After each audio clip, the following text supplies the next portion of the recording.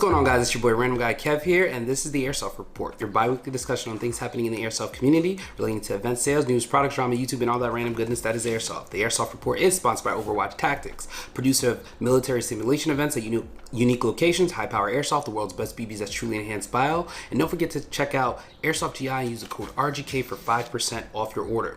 If you like the information being provided, don't forget to like, subscribe, and comment. Information in this video will be available on Spotify, Google Podcasts, and Apple Podcasts. Timestamps are provided below, so if you wish to skip ahead, please do so. Don't forget to like, subscribe, and comment. What's the deal? Airsoft GI has another mystery box happening, the Roast My Mystery Box number 8. They also have, for the YouTube mystery box, they have a 3-pack bundle, and they also have a subscription bundle. So definitely check that out when you get a chance. Airsoft Station, they're giving away a G&G ARP 556. The giveaway ends on July 1st, so definitely check them out for more information. Fox Airsoft, they're giving away a G&G SSG1. That giveaway ends on June 30th. Check out Fox Airsoft for more information. What's happening in the industry? KWA has a gun reveal on the 25th of June at 4 p.m. Eastern, so definitely check them out for more information on that. Lilacs, they have the compact container case, which is dropping soon. More details once I have it. Umbrella Armory just restocked on the Rec 7, MK18, LMG, Crytek LMG, and LVOA-S. So definitely check out umbrellaarmory.com for more information. Upcoming events and competitions. Events and competitions are subject to change. We still are in a pandemic. COVID is still happening, so make sure you're following your favorite event producers to know what's happening. CQB Rush 5v5 regional qualifier June 26th. Visit cqb-rush.com for more information. June 26th and 27th, EVIX Bad Blood in Pennsylvania. June 26th, Stag Ops Op Clawhammer 3 in Maine. July 2nd to the 4th, Theta Events Theta Cell in Virginia. July 9th to the 11th, Lion Claws Mayhem Mills 2 in South Carolina. July 10th and 11th, Mere Tactical New Dawn in Iowa. So let's get into our topic. You're not an airsoft tech. And I say this because everybody that thinks that tinkering with their gun and they put this in right and watched a couple YouTube videos, they're a tech. No. I'm not a tech. And I say that so much whenever I deal with people and they ask me questions. Hey, Kev, do you know any? Nah. I know basic minimum to get me by, and I'm good money. I can point you in the right direction, but that's about it. I am not the person you go to for, hey, Kevin, can you fix this? Nah. I know people to go to, but that's me. Tinkering versus teching, not the same thing. Me personally, I hate when people be like, hey, I can do that for you. Nah. I don't know your credibility, so I'm not letting you touch anything of mine. And sometimes if I don't give a fuck about something, a gun that I have, like, hey, go ahead, do what you need to do.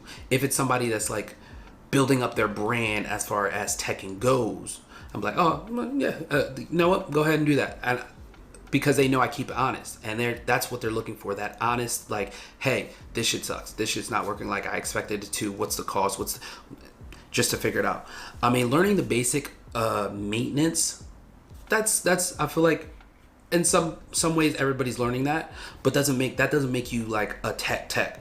Like me personally, like Gate sent me some products, and I'm like, and I told them straight up, and Perun sent me some products, I'm like, bruh, I don't know this. I have to send it out to my guys at Airsoft GI so they can help me with it. But here another thing, just because a company has a tech department or they are techs doesn't mean that, everybody's good. My thing is, no matter what you do, no one's perfect, and I get it. No one's perfect at what they do. We deal with airsoft techs that make the guns worse or don't know what they're doing, and that comes back down to the credibility and you doing your own research on that company and what they can do and what they can't do. And me personally, when it comes to the teching stuff, I mean, yeah, you can go to your local shop. That's cool. But a lot of times, sometimes the local people don't know as much as you think they know. And it's like, damn, I wish there was like some type of review system for airsoft tech so I know who to go to. And this is why, like, I'm very choosy picky on who to send my stuff to. I mean, I got a lot of flack from people because I sent my Crytek to Umbrella Armory to do. And they were just like, oh, I could have did those upgrades for you. I mean, I bet you could have done those upgrades for me, but I don't know your credibility.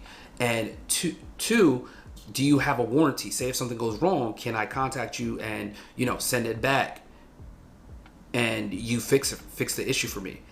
And it's like, 3, is it reliable?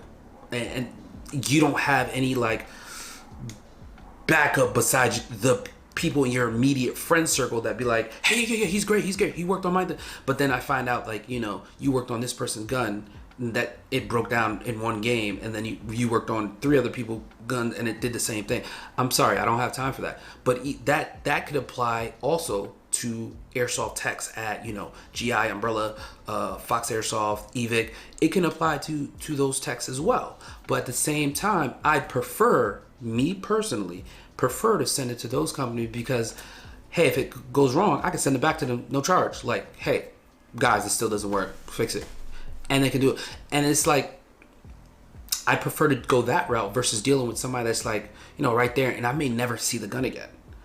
And I've read random stories about people sending guns to random people that are techs and them never getting the gun back, or they made the gun worse.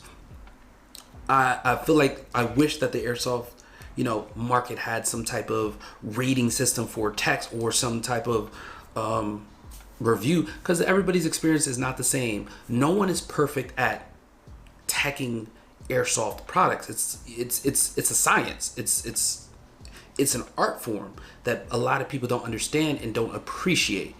Like, thank you for taking the time to take my gun apart and putting all these bells and whistles in there and making it shoot better.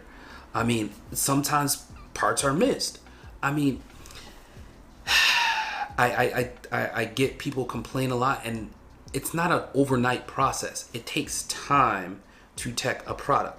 But at the end of the day, not everyone is a tech. And me personally, I'm the type of person, and people already know, if you're going to send me something to review and put in people's hands and stuff like that, I will tell you straight up if this shit sucks or not, because I don't have time. Personally, I don't have time to waste any of my viewers' times or anybody that comes to me asking me like, yo, Kev, what's your opinion on that? Nah, this shit sucks, and this is why it sucks. I'll give you a reason why it sucks, not just, hey, it sucks. No.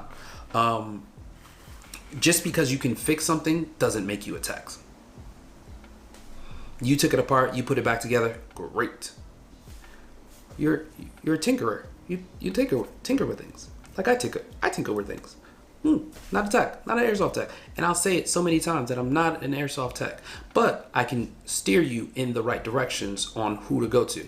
And my thing is like, I mean, there's companies out there, Fatco, Zero Customs, Fox, GI, Umbrella. I mean, I'm pretty sure there's more where it's just like, they focus specifically on teching. Like, all right, we're gonna do this, and go that route. I mean, and my thing is, I'll go to their customer base and just figure out like, okay, should I go to these guys? Like, I'm considering, getting my gun upgraded or buying a teched up gun. Like, let me find somebody's upgrade package and go from there, and just finding out more details about it. Whereas, somebody who's just like out there just, fixing his friends' guns and upgrading them, there's no like credibility for, what they're doing. Like, hey, I upgraded my guns, my friend's gun, I can do yours too. I mean, cool. If I want to go the cheap route, cool. But me personally, I'm an adult. I have money. I'm gonna spend my money where like I can be like, all right, cool. I feel satisfied personally, and I'm good to go. We're going this route. Good.